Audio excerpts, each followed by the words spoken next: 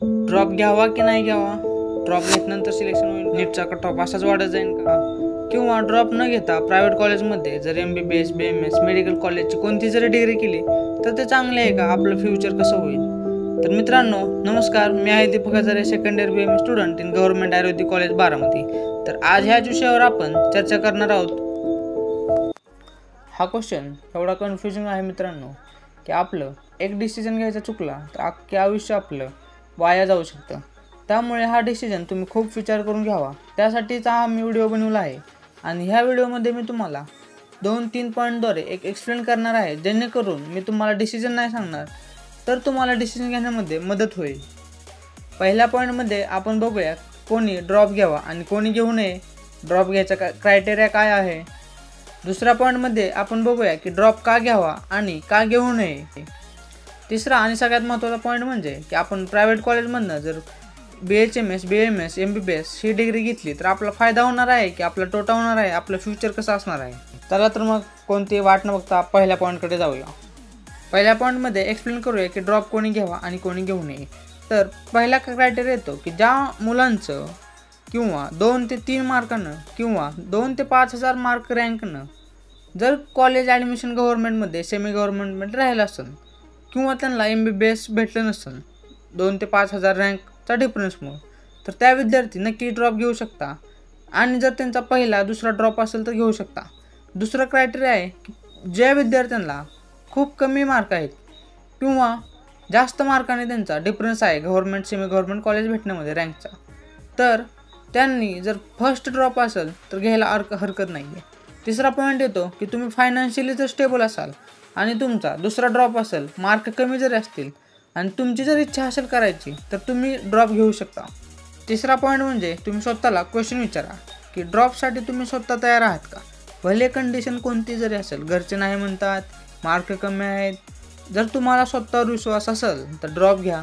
आता विश्वासासाठी तुम्ही स्वतःमध्ये काय काय चेक कराल की तुम्ही कन्सिस्टन्स आहात का, तुमच्यामध्ये सहनशक्ती आहे का, किंवा जर पुढे जाऊन आपल्याला नीटमध्ये कमी स्कोर आला किंवा नाही कॉलेज भेटलं तर आपण आपली कंडिशन सांभाळू शकता का किंवा घरच्याला सांभाळू शकता का, ह्या कंडिशनचा विचार करा. आणि जर स्टेबल माइंड असेल तर तुम्ही ड्रॉप घेऊ शकता.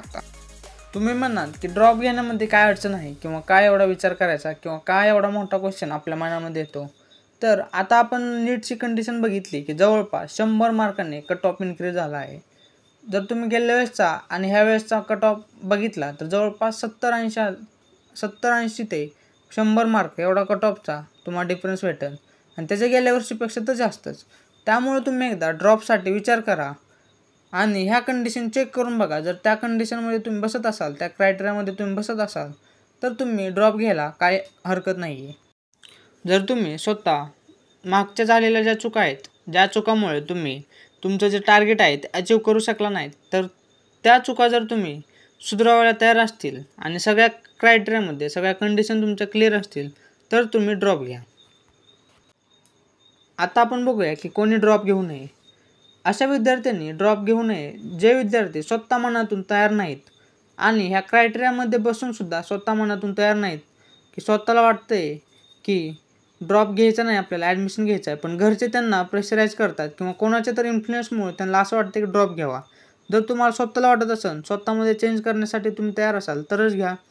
आणि अशा विद्यार्थ्यांनी बिलकुल ड्रॉप घेऊ नये की दुसऱ्याच्या इन्फ्लुएन्समध्ये किंवा घरच्यांच्या प्रेशरमध्ये जे ड्रॉप घेत आहेत ते कधीच सक्सेसफुल झाले नाही आहेत. तर ह्या कंडिशनच्या म्हणजे ड्रॉप घ्यायच्या जे कंडिशन सांगले आहेत त्याच्या अपोजिट कंडिशन असणं किंवा मनातून तयार नसणं, स्वतःला वाटत नसेल की ड्रॉप घ्यावा तर घेऊ नका.